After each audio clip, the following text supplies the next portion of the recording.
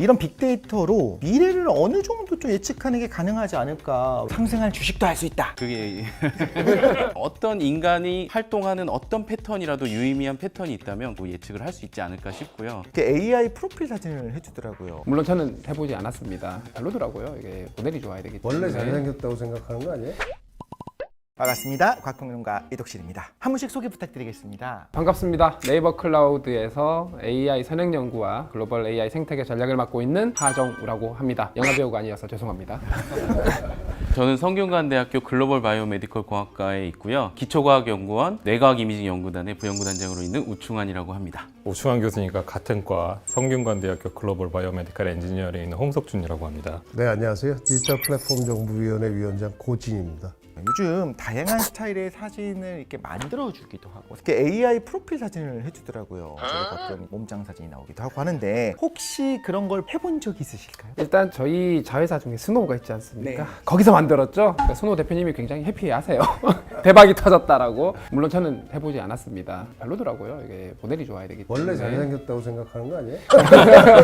대본을 받고 해볼까 해가지고 했는데 돈을 내라고 10,000원 정도 하는데 할까 말까 하다가 안 해봤는데 많이 봤습니다. 10,000원이면 프로필 사진을 찍으러 갔을 때 비용 정도 되잖아요. 비록 우리 성대 교수님의 지갑을 열지 못했지만 교수님들의 지갑을 열게 되면 은퇴할 때가 된 거죠. 근데 제가 볼 때 가장 많이 찍으신 분들이 40대 후반에서 50대 초반이었던 것 같아요. 40대 아재들의 프로필 사진. 그래서 그들의 지갑을 열었다. 저희 학생들은 아이돌 스타일로 이렇게 얼굴을 좀 바꾸더라고요. 그래서 처음엔 제가 너무 웃겨가지고 학생들은 자신의 아이덴티티와 많이 달라도 자기를 반영한다고 생각하고 쉽게 받아들이는 걸 보면서 정말 세대가 다르구나. 아, 요즘 참 주민등록증 사진에 그거를 쓰겠다고 하는 분들이 계시다고 그러더라고요. 근데 행정안전부에서 고시가 나갔듯이 주민등록증 사진에 쓸 수는 없습니다. 왜냐하면 이 신분증 사진에 다른 사진을 쓴다는 거는 범죄에 이용될 확률이 높기 때문에 그거는 금지되고 있고요. 그러면 우리가 증명사진을 찍으러 그 간날 제가 전날 라면을 먹고 좀 뿔거든요. 약간 각도가 달라진 것과 모습을 같다라고 우리 인식하잖아요. 그럼 AI가 만들어낸 다른 각도의 특징은 고스란히 담고 있는 그거는 새로운 가상인물인 건가요? 아니면 그래도 나은가요? 이거 어떻게 봐야 될까요? 저는 어제 사실 저희 연구실 회식이 있어가지고 진짜 AI 프로필 사진이 너 같냐 물어봤더니 다 아니라고 하더라고요. 그러니까 주관적으로는 확실히 이게 나와 얼굴이 많이 달라지면 내가 아니다 라고 느끼는 게 있는 것 같기도 한데 사실 저희 연구실에 예를 들어서 컨택이 올 때 학생들이 이력서에 자기 사진이 붙어있는 거를 보낼 때도 꽤 있거든요. 근데 제가 몇 번 만나고 나서 깨달은 게 사진은 믿지 말자. 사람을 알려면 직접 만나서 얼굴을 봐야 그 사람을 파악할 수 있겠다라는 거를 이제 왜냐면 잘 매치가 안 되는 경우가 대부분이더라고요. 좀 거부감도 있을 수 있겠다 이런 생각이 들었어요. 이렇게 눈이 커지고 하는 이유는 애당초 학습했던 데이터들이 일반적으로 비주얼이 좋은 데이터들이 압도적으로 많아요. 상대적으로 이렇게 좀 멋있게 생기신 분들의 사진을 학습 데이터로 많이 쓰기도 하고 사람 심리가 바뀌더라도 이쁘게 바뀌면은 괜찮은데 내 사진이잖아요. 나를 좀 반영하면서 이쁘게 바뀌는 건 오케이지만 안 이쁘게 바뀌면 클레임이 들어오기 시작합니다. 그냥 서비스 관점에서 보면요. 그러면 그 AI들도 당황했겠네요. 내가 지금까지 학습했던 건 이랬는데 요즘 계속 나한테 들어오는 거는 저 같은 얼굴이 들어오니까 학습했던 모양으로 살짝 다듬어주는. 네, 그러니까 그쪽을 피팅을 하는 거예요. 그렇죠. 네, 네. 이게 편향성 문제가 또 여기서 드러납니다. 어쨌든 지금의 상황을 좀 정의하자면 이 정도면 초거대 AI의 시대다라고 봐도 되는 거겠죠? 최근에 뭐 초고대 언어 모델을 계속 증가시키려면 얼마든지 증가할 수 있겠지만 이 기업계에서 속된 말로 돈을 태운다고 하더라고요. 이렇게 파라미터를 늘리는 것 자체가 인간의 뇌의 어떤 용량으로 따라가고자 하는 욕망은 항상 있잖아요. 지금도 제가 봤을 땐 초거대 언어 모델인 건 확실한 것 같다라는 생각이 들어요. 그럼 혹시 1000조 개가 넘는 파라미터가 있으면 의식이 발현될 수도 있다고 뇌과학자로서 생각하시는 건가요, 교수님?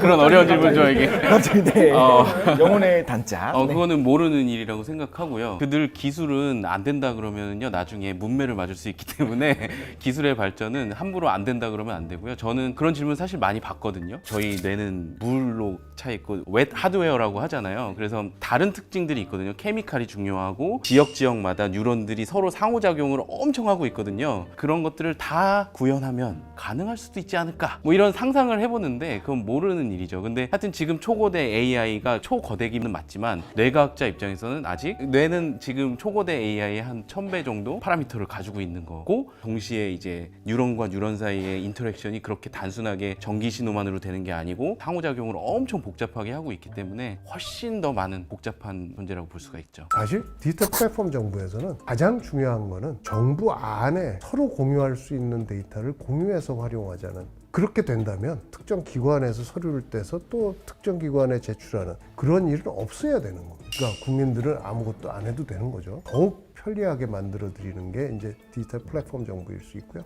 저희가 AI를 적용해서 우리 국민들이 정부로부터 받아야 될 혜택을 몰라서 놓치는 경우가 많습니다. 국민 개개인의 맞춤형으로 정부가 알려주고 또 그것들을 챙겨서 받을 수 있도록 도와줄 수 있는 그런 서비스를 만들자. 그래서 저희가 그 서비스를 혜택 알림이라고 부르고 있습니다. 정부가 취약계층이나 아니면은 국민 개개인들이 상황에 따라서 내가 맞춤형으로 받아야 될 여러 가지 지원 혜택 서비스들을 미리 알려주고 그것을 신청해서 받을 수 있도록 도와주는 인공지능 서비스를 만들어서 하려고 하고 있습니다. 제가 올 초에 그 행안부의 담당자분들이랑 같이 모임에서 강연이 한 번 있었는데 거기서 그런 논의를 하고 있더라고요. 모든 정부기관의 UX, UI를 통일을 하겠다. 지금 어디 들어가는 것마다 다 다르잖아요. 내가 원하는 메뉴가 왜 여기 있어? 이해를 못했는데 그게 디지털 플랫폼 정부인데요. 국민들 입장에서 정부의 사이트가 왜 따로따로 있고, 아니 국민 입장에서는 정부는 하나의 모습 아닐까? 그래서 저희가 궁극적으로 말하는 정부의 모습은 그냥 검색창 하나이지 않을까? 저는 최근에 그 챗GPT를 쓰면서 사실 제일 혁신적이라고 생각했던 게 검색창 하나의 인터페이스로 다 의사소통이 되고 그게 모든 걸 알아서 이제 해주는 건데, 그런 걸 꿈꾸고 계신 것 같아서. 그러니까 말하자면 개인 비서 같은 거죠. 정부지만 내가 좀 필요한 게 있으면 거기다가 채팅 한 줄을 치면 원하는 걸 탁탁탁 해주는. 비밀번호 2번 치고 아이핀 들어가고 이런 일은 좀 없어지나요? 그게 사실 저를 매일 좌절시켰던 현재 정부24라는 사이트가 있습니다. 그 정부24라는 사이트를 보면은 어떤 일들은 그냥 거기서 한 번에 로그인으로 끝나는데 지금 대다수는 다른 사이트로 들어가서 다시 로그인을 해야 되는 불편함을 갖고 있어요. 그래서 그것들을 전부를 다 그 사이트에서 한 번에 로그인으로 활용할 수 있게 너무 좋을 것 같아요. 만들고 있습니다. 또 구글이 정복하지 못했다라고 해야 될까요? 구글이 이기지 못한, 야 이 나라는 왜 그래? 라고 이제 학을 뗐다고 하는 게 바로 우리나라 아니겠습니까? 그 이유가 있을까요, 센터장님? 구글이 전 세계 검색 시장을 거의 다 장악을 했죠. 장악을 못한 나라가 러시아, 그러니까 얀덱스라고 하는 검색 엔진이 있습니다. 두 번째가 중국인데, 중국은 바이두가 장악하고 있는데 구글이 서비스를 아예 못해요. 중국에서는 구글 접속이 안 됩니다. 그리고 남은 나라가 우리나라고요. 우리나라는 구글이 서비스를 하죠. 그런데 네이버의 검색이 점유율이 더 높습니다. 교수님들 계시니까 논문 검색하려면 당연히 구글을 써야 되는 게 맞습니다. 저도 쓰니까. 하지만 집에 있는 저희 와이프의 선물을 사야 되면 구글 검색하는 것보다 네이버 들어가는 게 훨씬 정확합니다. 그런 어떤 제공할 수 있는 가치를 다르게 만들었던 게 큰 것 같고요. 저는 사실 근데 구글을 많이 쓰는 편이거든요. 이게 논문 검색이랑 전문적인 걸 하다 보면 구글을 계속해서, 저는 심지어 어디를 예약해야 되나 식당에 구글을 찾다 보면 제 아내가 늘 구박을 해요. 한국은 네이버지. 이러면서 저희도 똑같습니다. 이제 맨날 구박을 받아요. 근데 확실히 네이버를 찾아보면 좋은 정보들이 많더라고요. 근데 그런 게 저는 맥락의 중요성이라고 생각을 하는데, 저희가 살고 있는 이 저희 나라라는 맥락, 그리고 저희가 살고 있는 나라의 어떤 뭐 역사든 문화든 이런 것들을 얼마나 AI가 잘 잡아내느냐가, 그러니까 한국 그 고유의 어떤 맥락을 담고 있는 그 데이터를 얼마나 확보할 수 있느냐가 정말 중요할 것 같은데, 왜냐면 챗GPT 써보시면 알겠지만 대화 요새 그 말로도 할 수 있거든요. 저 그것도 해봤는데 대화를 하다 보면 맥락을 제가 이렇게 딱 바꾸면 전혀 인지를 못하고 그 전까지 하던 대화를 계속 이어서, 그러니까 맥락에 잘 스위치하는 게 잘 안 되는 거를 이렇게 보면서, 아 이게 확실히 맥락이 약하구나. 이 맥락을 파악하고 내가 지금 어떤 대화를 해야 되고 어떤 맥락에서 이 사람의 말을 받아들여야 되고, 그런 거에서 제 생각에는 네이버가 혹은 뭐 저희 한국에 있는 모든 정보들이 너무나 중요한 역할을 하고 있다고 생각을 합니다. 또 위원장님 준비하고 있는 이런 디지털 플랫폼 정부가 이제 한 줄짜리 최종적으로 된다고 하면 음성으로도 가능한 거잖아요. 키보드 칠 필요도 없이. 그렇죠. 그럼 모두에게 정말 혜택이 많이 돌아가는 사회를 우리가 좀 꿈꿔봐도 되는 걸까요? 그럼요.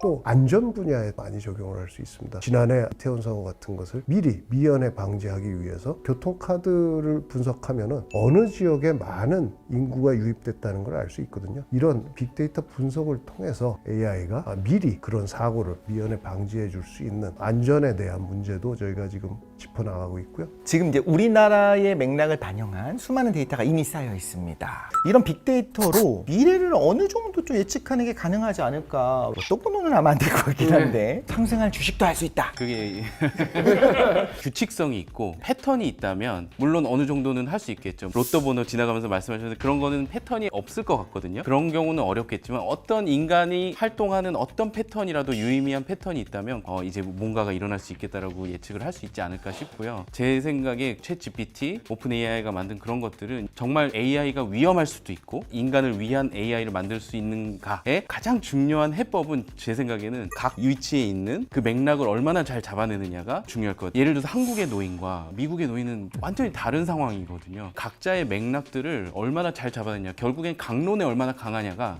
결국에는 이 AI의 승리를 그리고 AI를 안전하게 만들 수 있는데 가장 중요할 것 같아요. 지금 우리가 살고 있는 2023년 오늘 이 순간의 맥락들을 지금 AI가 어떻게 잡아내고 있느냐 굉장히 중요할 거라고 생각을 하고 결국에 그걸 알 때 인간의 가치에 어떻게 얼라인할 수 있느냐 어떻게 맞춰서 인간을 위한 AI를 만들 수 있느냐가 결정될 거라고 생각을 합니다. 그러면 AI의 그 발전을 우리가 계속 복도하고 있어요. 좀 있으면 이제 주민센터를 가면 사람이 아니라 키오스크가 있지 않을까. 저는 그게 더 편할 수도 있을 것 같아요. 근데 또 키오스크만 보면 불편한 분들도 되게 많거든요. 일단 지금 그 주민센터에 키오스크 보급할 계획이 있으실까요? 디지털 플랫폼 정부가 궁극적으로 추구하는 방향은 주민센터 갈 일을 없애는 겁니다. 왜 주민센터에 가야 합니까? 그냥 우리가 스마트폰을 통해서 많은 일들을 하고 또 정부가 나에게 필요한 일들을 미리 알아서 챙겨주면 될 뿐인데요. 사실 우리가 주민센터에 가는 많은 부분이 뭐 때문에 가시나요? 아마도 인감증명대로 많이 가고요. 가족관계 증명. 여러 서류를 떼러 많이 가고 또 뭔가를 제출하러 많이 갑니다. 네. 근데 그런 서류를 떼고 제출하는 것들은 저희가 디지털 플랫폼 정부에서는 없애려고 하고 있고요. 인감증명도 이번 정부안에 없애려고 하고 있습니다. 그래서 디지털 인증으로 모든 것을 다 끝낼 수 있도록 많은 분들이 직접 주민센터에 갈 일은 사실 거기 가서 사교 활동을 하고 주민들끼리 단합을 하기 위해서 사회적인 목적의 주민센터가 진짜 말 그대로 주민센터가 되겠네요. 주민을 위한 공간으로. 네네네. 제가 정부를 상대로 챌린지를 한번 해도 되는지 모르겠는데 짧은 독립영화 같은 걸 봤는데 클리즈 홀드라는 영화였거든요. 외국 영화인데 모든 것들이 디지털화된 세상에서 경찰인데 이제 드론이 내려와서 어떤 용의자를 딱 스캐닝을 한 다음에 수갑을 던지고 네가 수갑 차 그리고 이제 총을 바로 들이대요. 감정을 못 느끼니까 오히려 주저없이 수갑을 찾는 거죠. 수갑을 차고 나는 억울한데 사실은 용의자가 아니었거든요. 감옥에서조차 큰 스크린이 있고 변호사를 국선 변호사 선택할래 아니면 돈을 더 내고 좋은 변호사를 선택할래 하면서 그 모든 것들이 다 기계의 대화로 이루어지는 거예요. 그래서 거기서 이제 그 좌절을 그린 영화인데 사람을 만날 수가 없고. 그러니까 저도 이제 이런 경험을 하거든요. 사람이랑 통화하고 싶은데 막 계속 2번, 3번, 5번 막 눌러서 갔더니 결국엔 전화가 끊어져요. 그럼 막 이런 것들이 너무 좌절스럽고 내 맥락을 알게 좀 해줬으면 맞아요. 좋겠고 네. 그 이런 챌린지에 대해서 제가 보충 설명하겠습니다. 제가 그 부분을 미스했습니다. 저희가 이 디지털 또 AI로 공무원들의 아까 일하는 방식도 바꾸고 여러 가지 생산성을 높인다고 말씀드렸지 않습니까? 그렇게 높아진 생산성으로 어떻게 보면 공무원들은 더 많은 시간의 여유를 갖게 되지 않습니까? 그렇죠. 네. 그 많은 시간의 여유를 어디다 써야 되느냐? 사실 아직까지도 아날로그를 선호하는 그런 분들, 취약계층, 또 시니어 시티즌, 대부분 아날로그를 선호하는 세대에 대한 서비스에 그 시간들을 써야 된다라고 저희는 생각하고 있고요. 그리고 또 어떻게 보면은 사무실 안에서 컴퓨터랑만 이루어지는 행정이 아니라 실제 현장에 나가서 세세히 살펴야 되는 현장 행정에 조금 더 시간을 많이 쓸 수 있지 않을까? 저희가 디지털로 아낀 시간을 아날로그 사회에 쓰겠다라는 슬로건을 갖고 있습니다. 그래서 마음이 너무 편해요. 조금 나았죠. 그런데 또 칼 같은 우리의 냉정한 판단을 해야 되는 자리도 있지 않습니까? AI 장관. 교수님 어떻게 생각하십니까? 환영하십니까?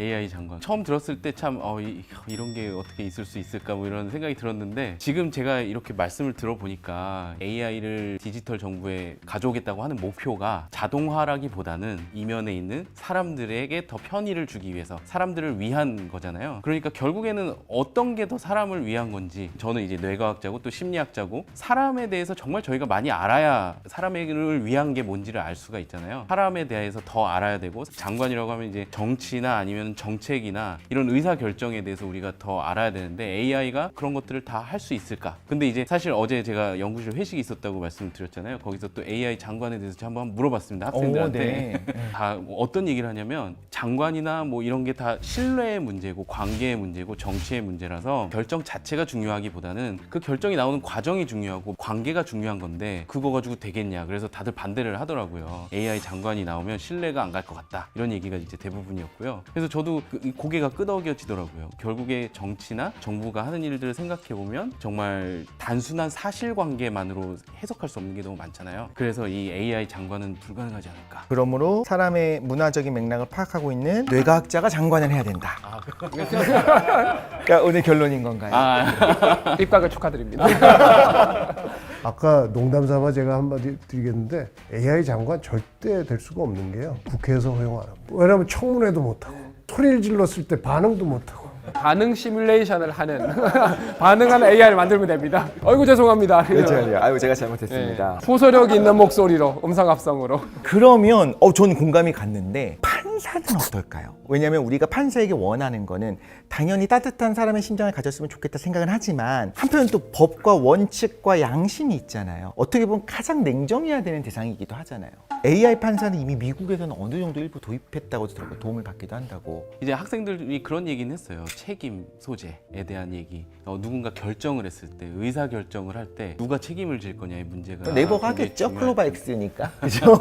사실 그 부분이 제일 중요한 것 같습니다. 두 가지가 있거든요. 하나는 기술적으로 사람보다 덜 편향된 의사결정은 혹은 판결을 내릴 수 있다고 하더라도 그걸 사람들이 과연 용납을 할 것인가. 그러니까 사람이 아닌 어떤 정체가 사람들의 뭔가 죄가 있다 없다를 판단하는 게 정말 옳은 일인가는 기술 수준에서 논의를 해서는 안 되는 부분이라고 생각을 하거든요. 인간의 존엄성까지 올라가는 부분이기 때문에. 그리고 책임 소재입니다. 만약에 판결을 잘못했어요. 그러면 그 판사 포맷시킬 거냐? 그렇지 않습니까? 어떻게 도대체 책임을 질 거냐? 그 원복으로 또 어떻게 시킬 거고 하는 부분은 사람들이면 어떤 책임 소재와 관련해서 사람들 간의 어떤 공감대나 여러 가지 사회적 협의라는 게 있을 텐데 그럼 AI에 관해서는 이거 어떻게 정의를 할 거냐의 문제가 생기죠. 그런데 우리가 이 선두를 계속 지키기 위해서는 어떻게 해야 될까요? 정말 사람에 대한 이해가 깊어야 된다고 생각을 하고요. 이게 결국에 AI와 인간이 같이 살아가고 있는 포스트 휴머니즘에 우리가 어떻게 다가가야 될지 첨예한 고민을 해야 된다고 생각하고요. 뇌과학적으로나 결국에는 인간이란 어떤 존재인가, 그리고 인간은 사실 동물과 공유하는 것들이 있잖아요. 그럼 생명이란 무엇인가? 그래서 결국에 생물학, 인문학자들, 뇌과학자들 다 더불어서 이분들에 대한 투자도 그리고 AI 담론을 만들어내기 위한 정말 노력이 필요하다고 생각을 합니다.